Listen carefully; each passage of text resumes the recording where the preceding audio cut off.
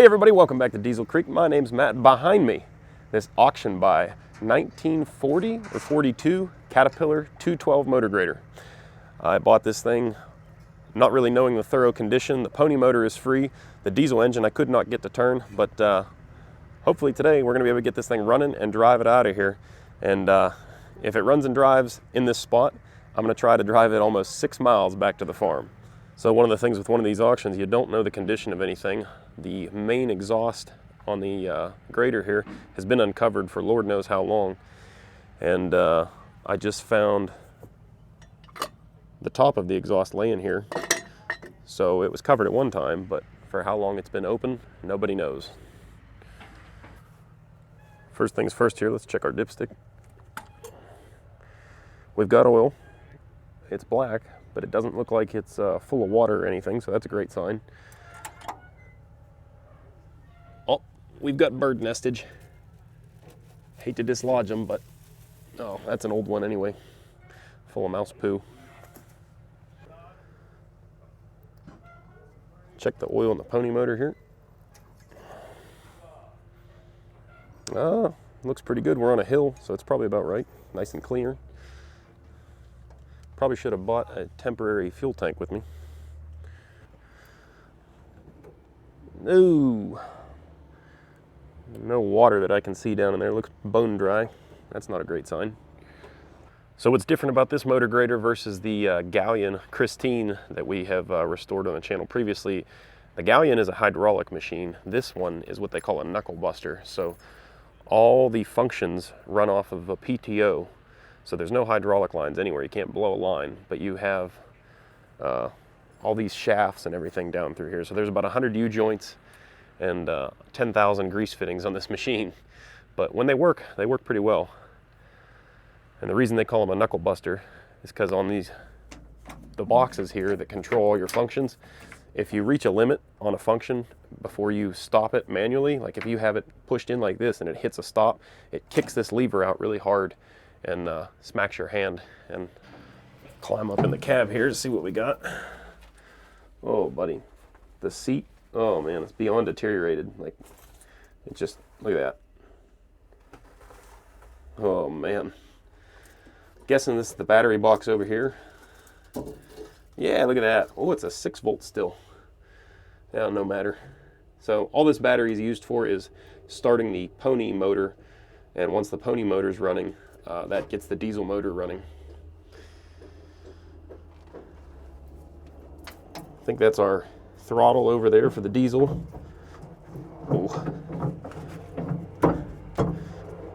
This is your shifter here. It's not stuck, but it's definitely stiff. She needs some lubrication. Steering's got a bit of play in it. That'll be fun to drive down the road. Oh, this is gonna be scary. This is an aftermarket. Somebody made this instrument panel here. So I don't know what all we got going on there. We'll probably bypass all that stuff for our purposes here today, just to try to get this thing running. Somebody put a Ford heater core in here.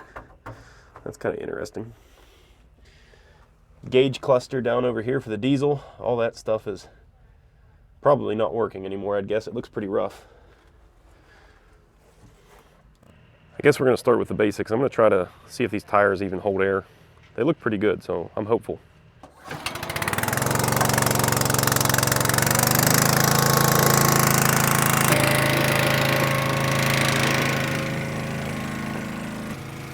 There goes nothing.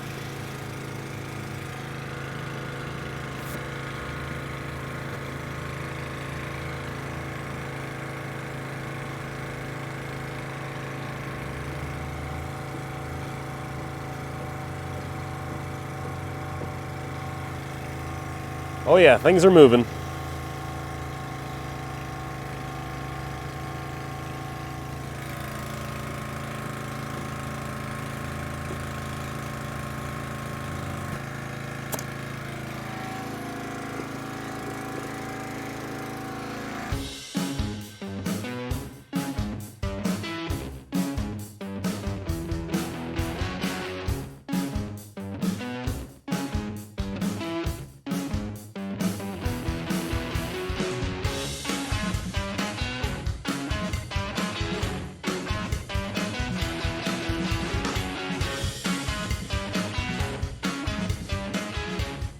All right, so miraculously, all these tires held air, and they all look pretty good. I don't hear any leaks.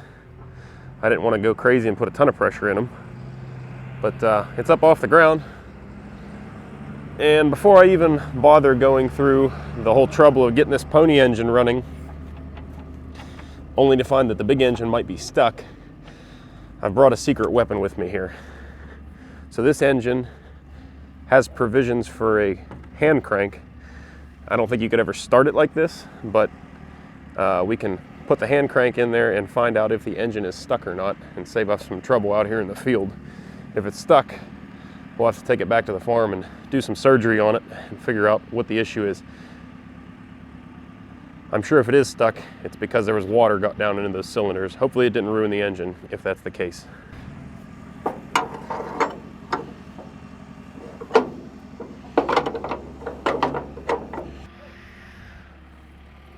All right, so we got the hand crank engaged into the flywheel there, or not the flywheel, but the front of the engine.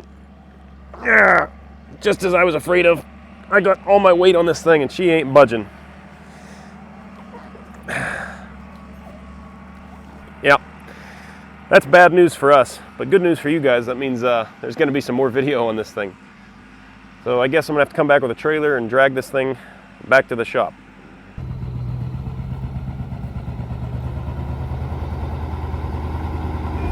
Good old Sam from Scrappy Industries here, rolling up in the Mac, coming to save our poor little grader here. I could probably manage to get this thing with the pickup or even the dump truck with the heavier step deck I have, but yeah, why? Buddy's got a hydraulic tail, it'll be a lot easier.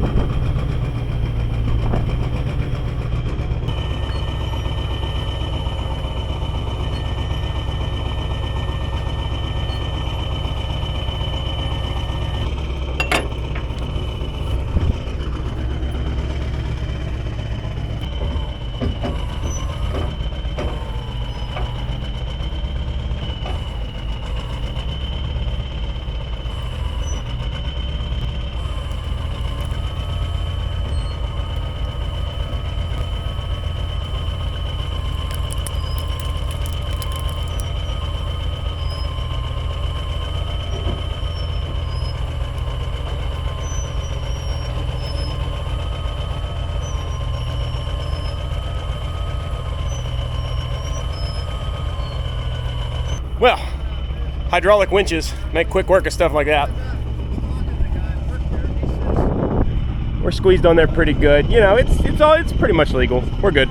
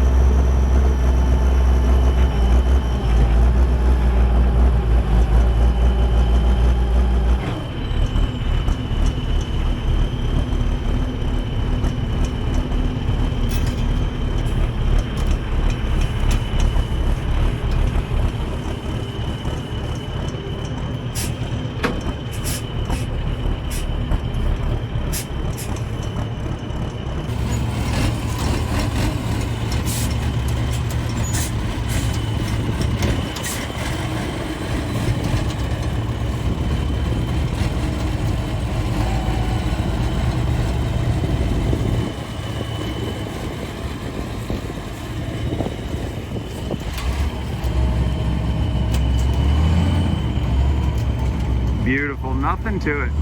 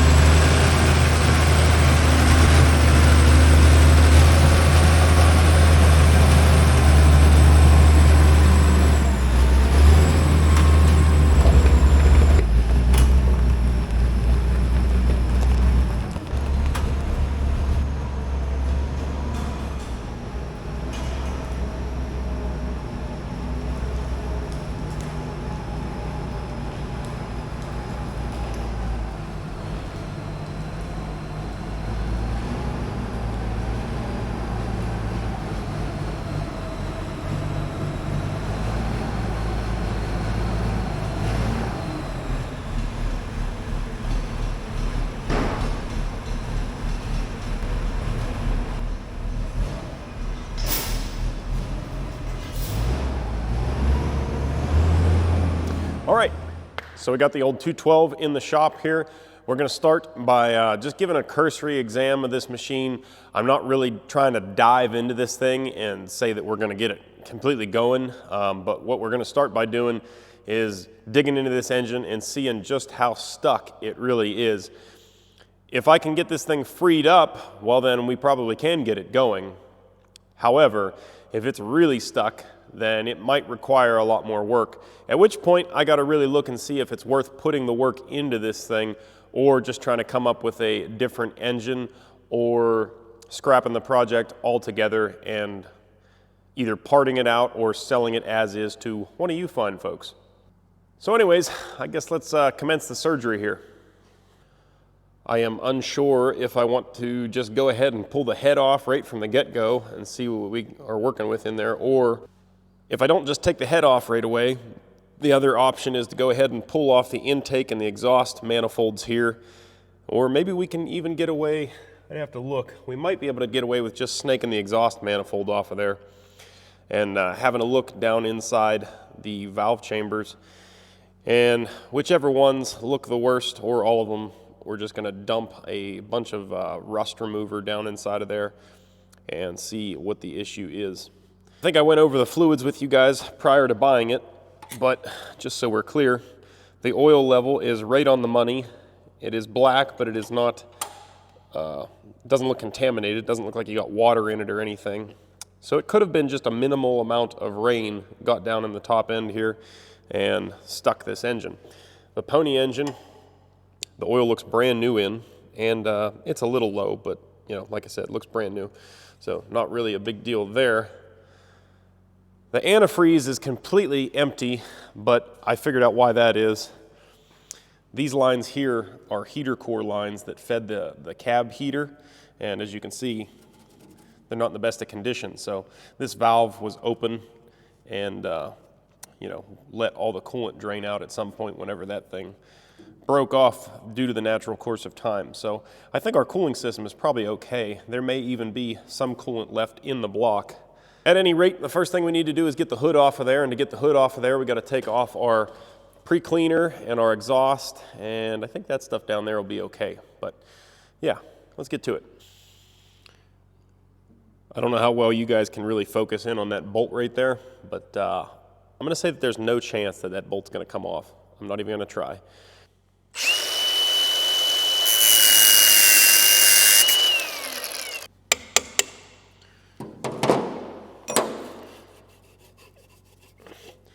Look at that. Hard to believe how easily that thing came off of there. Look at all the dirt accumulated down inside that pipe though. Ugh.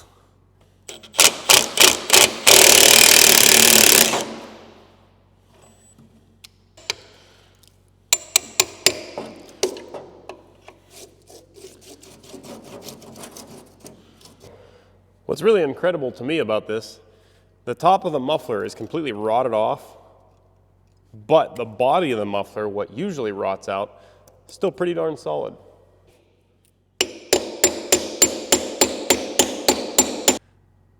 That might have to get cut off as well. Well, I don't know why I'm trying to save this thing. The muffler's junk anyway.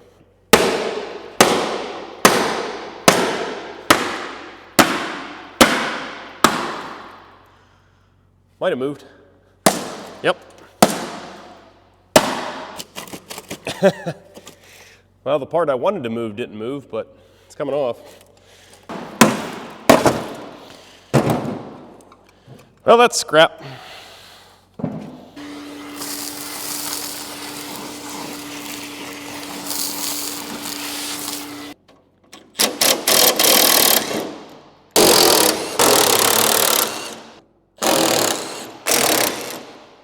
Let's have a peek under the petticoat.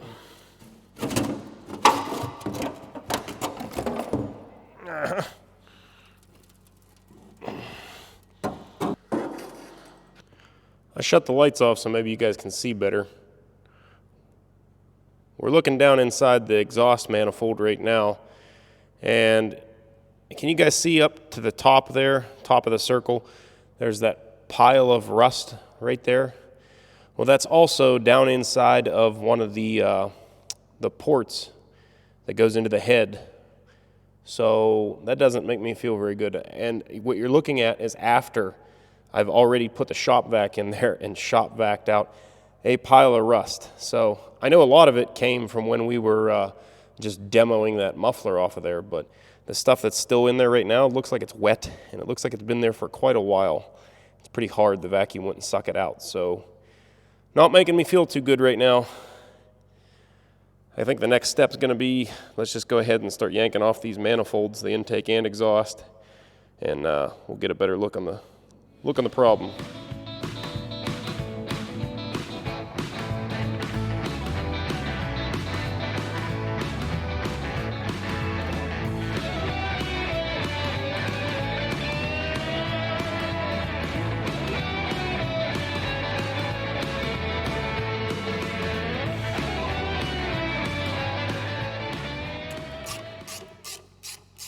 Last two nuts here.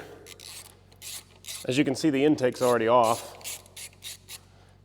And from what I can see, from the intake side, nothing looks wrong.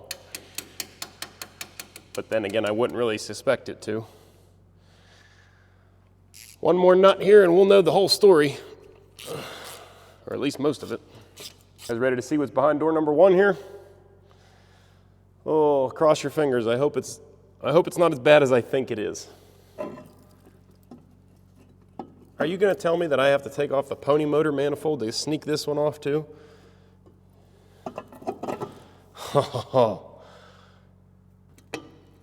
There we go. I was able to sneak her. Oh, it's not good. It's not good, guys. Before I even show you the block, look at the muffler, or the exhaust manifold here. That was all just laying in the valves there.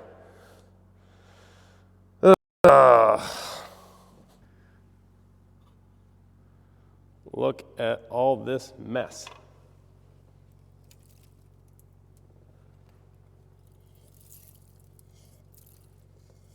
Oh, it's wet in here still. This thing's actually been in the shop here for a few days now. Plus, I've had the exhaust covered since I bought it, like going on 3 or 4 weeks ago. And it's still wet in there. I wouldn't be surprised if we have water just sitting in the cylinder.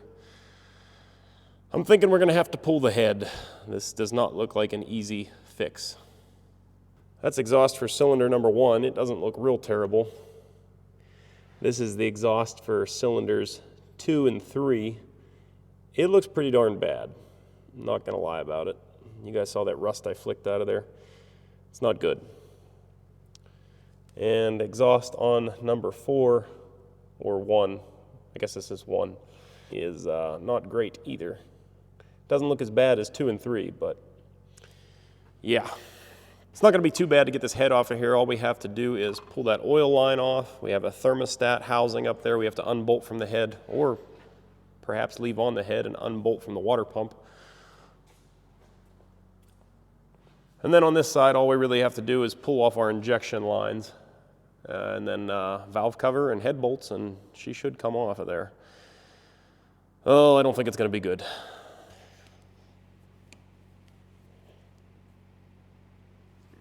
Oh.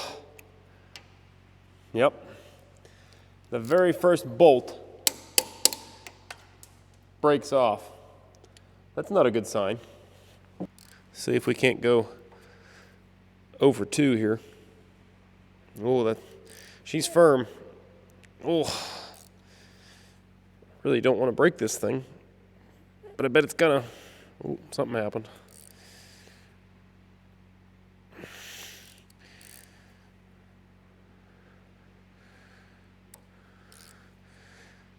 little back and forth there. Be gentle. This thing's a 1942. This bolt may never have been out of here.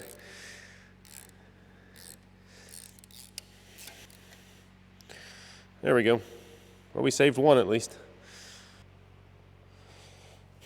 Well, that wouldn't come out nice and easy. Look at that. Why couldn't the first one come out as easy as these two?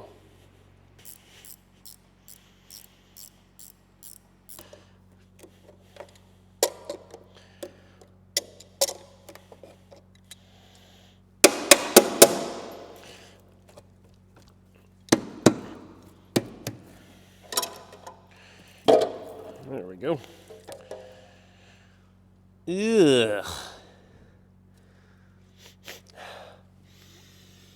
Smells like old dinosaurs.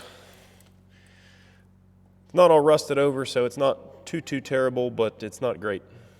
Pretty sludgy. I mean, it's not super bad. I've seen worse, but I guess that's modern detergented oil versus old school non-detergent oil. That's the detergent kind of eliminates all this gunky buildup that happens. So I think I counted like 21 head bolts here that we have to loosen off, as well as we still have our injector lines connected. But I'm actually going to do the injector lines last. That way, in the process of breaking all these bolts loose, we don't accidentally kick any dirt down into our plungers over there. We also need to pull off these rocker assemblies, and that will allow us access to these head bolts that are underneath of the rocker arms. No! My deep socket ain't deep enough. Good news. I found one.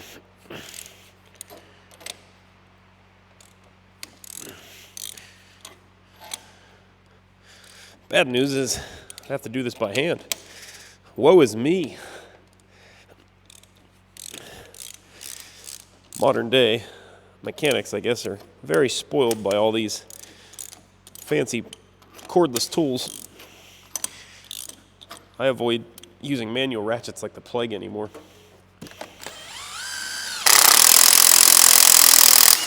Just look how much nicer it makes it pulling these nuts off of here, though. You'd be here for 10 days if I didn't have this thing.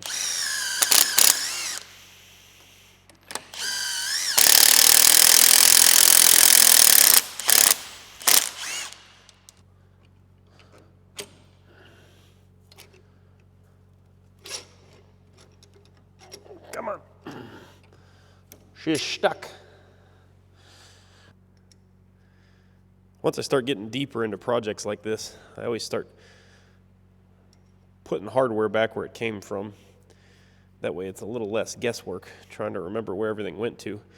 People always ask me how I manage to remember where all the nuts and bolts go to. That's one little way I do it. All right, so we pull all these push rods out of here before we can take the head off too. And I just take a piece of cardboard, mark the front, stick them down in here like this. I'm not even of the belief that it actually matters which hole these push rods go back into. They should all be the same, but some people will argue that they're worn together with the camshaft and the rocker arms that they came with. And if you put them back in different places, that they'll never work right. So now, as you can see, the push rods are all organized and we can put them all back in the same exact hole. No issues at all. Alrighty. Thank God for impacts in 5, 4, 3, 2, 1.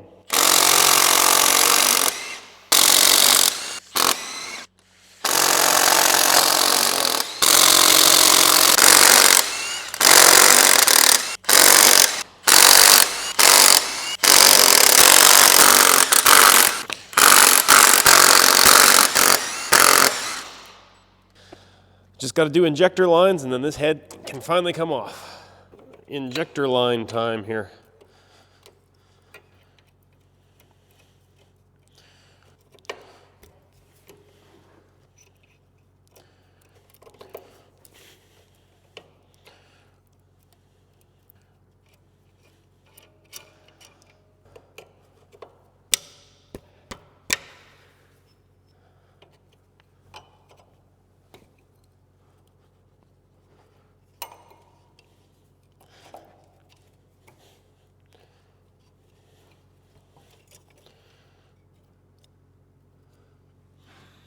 There's one line.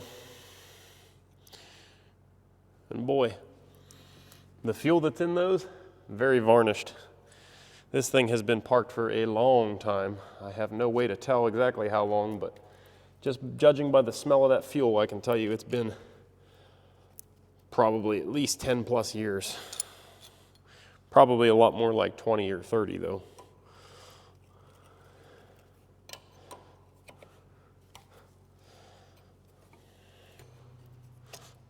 There we go.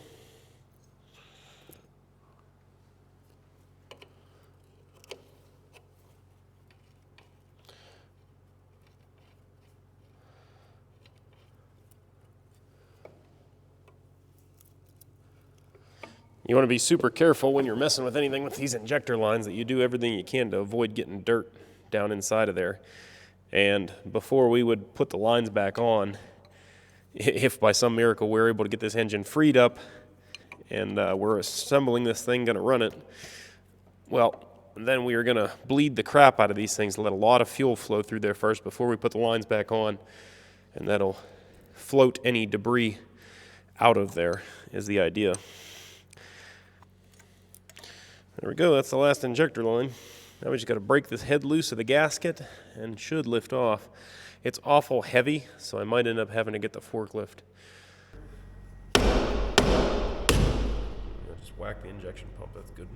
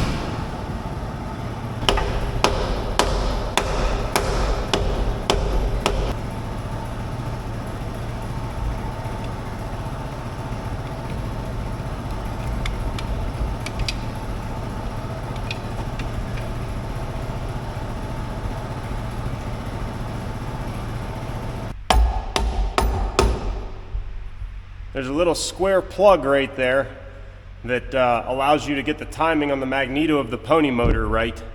I'm gonna have to pull that plug out for the head to clear.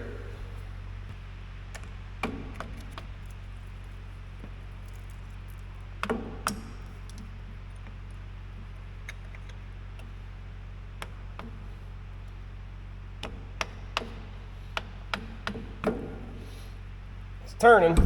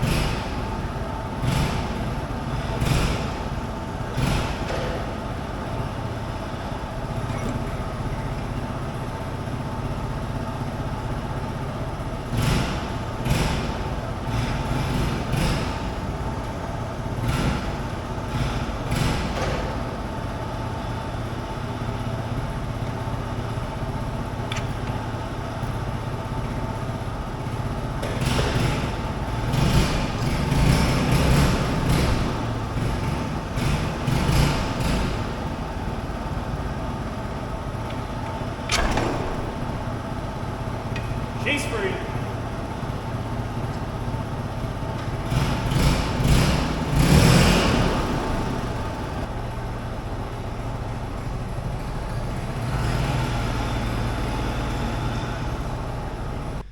All right, so we got good news and we got bad news.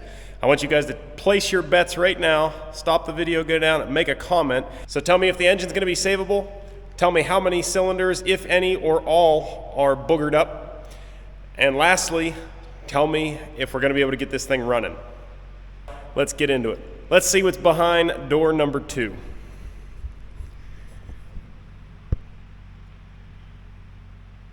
Oh boy. While it may not look great, it could have looked a lot worse. Honestly, this is probably best case scenario. We've got, a good inch and a half of water down in this cylinder here. But I'm feeling around on the cylinder walls, and honestly, for what it is, doesn't feel that bad. So I'm kind of optimistic here. I'm also looking around at the water jacket here. That's what this seal is right here. Ugh. Very rusted up water jacket here.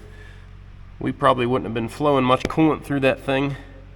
That is the water jacket that goes into the pony engine, because the pony engine actually preheats the coolant for the diesel engine as well as preheats the intake and cranks over the diesel.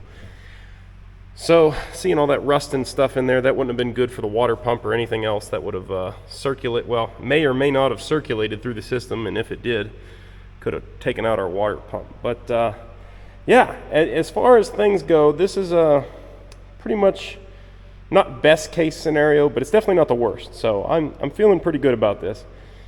Let's get this thing cleaned off. I'm gonna have to suck that water out of there, and we'll also get the vacuum and suck out all the dirt out of all these ports and everything. Same thing with the water jacket and the thermostat housing down here. Very rusted, a lot of stuff coming out of there. So yeah, it's 1942. It's not gonna be pretty inside, but so we'll have a gander at the underside of the head now too. This is that water jacket I was talking about that's all rusted up there. A lot of buildup in there. We'll have to chisel that out. But honestly, not too bad here at all. You can see we've got some oxidation going on, but really looking pretty good there.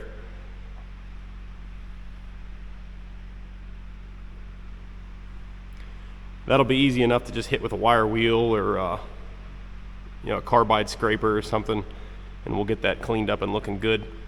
The valve that let the water in is right there. We might drop that valve out of there, give it a good clean up and lap it back in, because I'm sure the seat is probably no longer the best. That's going to be the biggest hurdle to overcome on the head, I think.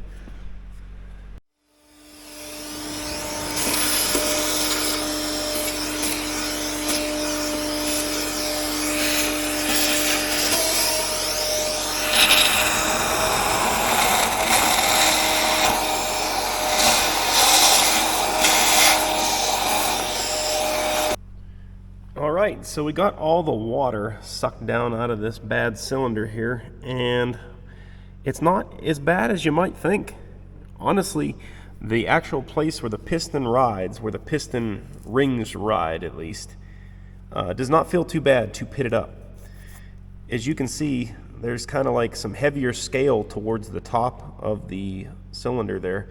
That heavier scale area coincides with the carbon ridge on these other cylinders. So as you can see, the piston rings only come up to the shiny spot.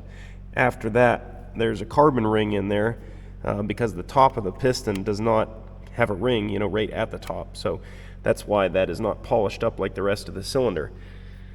So that's good for us over here, because that means the heaviest of the rust is not in an area where it's going to matter, essentially. I am feeling very confident that we can get this engine to run, as long as we can get it to turn over. Now, there's a couple ways you can go about this. I'm going to go with the gentle approach to start here, and I'm going to try to free this engine up the same way that I freed up the one in the old CJ5 over there. Basically, I've got a rust remover solution, and I'm just going to dump it down in here overnight, and we're going to come back tomorrow morning, and hopefully, with a little bit of hee-hawing around, we're going to be able to get this thing to start turning. It says you can dilute this stuff. I'm just going for full concentration here.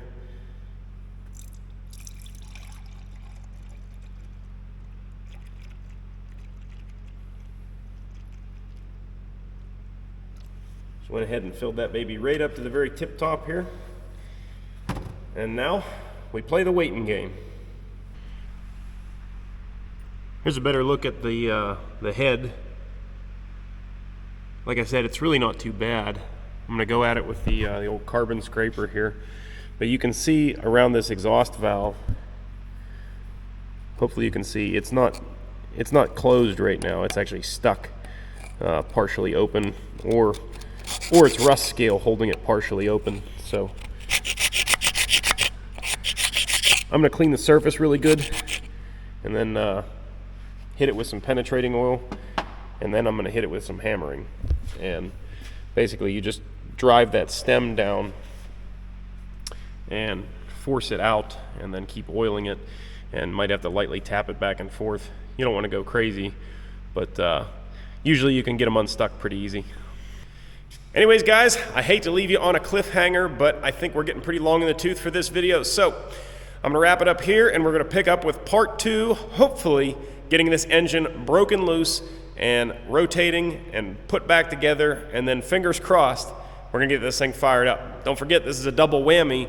When we get this thing, if we get this thing back together, we're gonna have to do a will it start on not only the diesel engine, but the pony engine as well. We haven't even really addressed it at all yet, but we do know that it at least spins over all the way, and it feels like it has pretty good compression. So that's gonna be fun. The other fun fact about this pony engine, which I didn't even realize until after I brought this thing home, it's only a rope start model. There is no electric starter on it. So that means this fat boy is gonna have to wrap a rope around that thing and yank it 1,000 times until we get this thing running right. So that should be a great time, doesn't it? It just sounds wonderful. So pretty excited about that. But anyway, that's all I got. So if you enjoyed this video, do me a big favor, hit that thumbs up button down below. It really helps out the channel. If you're interested in helping to support the channel more directly, there's a link down below. You can go to dieselcreek.com, pick yourself up some sweet swag over there. We got hats, t-shirts, koozies, stickers, all kind of good stuff over there at the store. That's dieselcreek.com. Link is down in the description. But until the next time, guys, that's all I've got. So thank you for watching, and I will see you on the next one. Later.